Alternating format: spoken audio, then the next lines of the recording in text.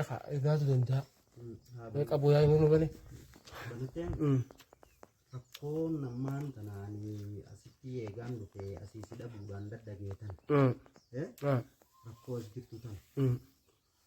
Anillee siin dhageessisaa kan hin dhageenan dhageessifnee miti. Ani hin dhaga'uu isin barbaanne siin dhageessaati jalnaan illee dhaga'u. Inni si jalaa didee rakkoon taane taanaan inni nama keenya waan ta'eef karaan taane jiraannaa isaas gorsatti kanneen haatu dhaabsisa. Atillee ganaa as booda hawaasa biratti waan kana namta kan dhageesse. Hin dhageessanis. Kanaan waada sii galee atis waada naa galuu barbaada. Kun waada sii galee ani waada sii galee hin dubbaddu. Yoommoo anis akka obboleessaa tokkotti ni gorsa. Ergaan an gorse booda yootti deebi'e immoo. Ati gosa murtee maal jetta? Ani murtee nan jedhu ergaan an gorsa kanneef tokko akka obboleessa islaamaatti ni gorsa akka obboleessa hojii dhalanneettis ni gorsa. Gorsa kana dinnaan kan akkuma waggaa duraa si wal dideessanii ani fiifuu balaa garaa nan hata. Balaa garaa eegattee gamas giitan akka dubbaa haarakoo gosa furmaata bakka tanaa wajjin itti barbaadna qabna. Furmaata waliin itti barbaadna. Akkasi taatee bakka akka saanaa walii gallee ani illee hin dubbaddu jii. Ani dhageessuu illee hin barbaadu jii. Yoo gorsitee ammoo rakkoon tunas booda deebite ani sittiin himaa. Rakkoon waan akkanaatiin dhageensi hin jaa. Tamma caqasuu hidditan illee hoggas karaa duratti qaan caqasuu hiddeemi. Ispeekara moontaarboo guddaa saniinis caqasisa gaaggos. Jabaatte. Ilaalcha namaa kanaatiitu adda. Wanti namallee hin caqasuu waan kana dideef. Ilaalcha namaa kanaatiitu adda.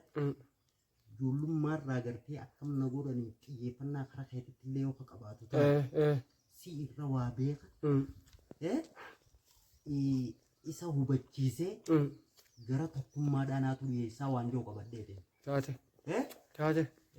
Ani immoo. Ergaan haasawaa dhageen booda isa dubbachuun caalaa osoo haasawan dhageen maalii wal dhabdeen teessanii waan san. Ani immoo sanii siin jedhu. Dhimmi kun dhimmi inni deemuuf dhimma rakkoo masgiida kanaa odoo ta'e masgiida kanallee asii buqqaasu ta'a. Fakkeenyaaf qulfii masgiidaa as kannee jennee adinaan itti utaalu masgiida maal asii qabdanii kun majlisa ijoollee itti qaraasifnuuf fedha waan ajjifamuu jechuusaa. Kanumaa wajjin lafti sun ta'a abbaan harkannate. Rabbiin gartee akka gaariitti isaa milkeessu kannate. Haa ta'u lafti sunis abbaan haari. Mucaanis abbaan haari. Falmaan masgiida kanallee inni kaate waan jettu niin qaban sodaa. Dhimma kanaa wal qabatee jechuudha. Ati immoo dhimma kana ammaaf dhiisii naan jette. Dhiisii naan jette beekadhu. Dhimma kana hin kaasu jee. Yoo dhimmi kun deebi gara masgiida kanarratti illee rakkoo fiduu yoo dhufu taate atis itti gaafatamaadha beekadhu.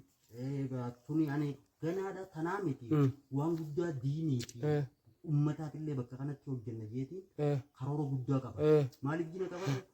Isuma asii ijoollee barsiisuuf jiru kana itti gaafatamummaa sana ni fudhataa jiru. Ni fudhata. Maaliif jettee eenyu ijoon ni biraasuma kan waliin taanee bakka kana waa hojjenne. Erga hojjenneen booda ijoolleen asii barachuu jiraachuun abdii guddaa natti horee jira. Si galtee ammoo deemee bakka kanatti gufuu dhufte tana akka malee qalbii na cabsite waan ta'eef garmalee qalbii na cabsite waan ta'eef bakka kana osoo ni rakkoon kun hin bal'anne irratti hirmaaddee karasaa jiraannaanis dhaabuu aduu irraa eegalee kan itti gaafatamummaa naaf qabu. Taate waliigaltee kana akka goone guyyaa sagalii baatii takkaa bara 2018 jechuudha.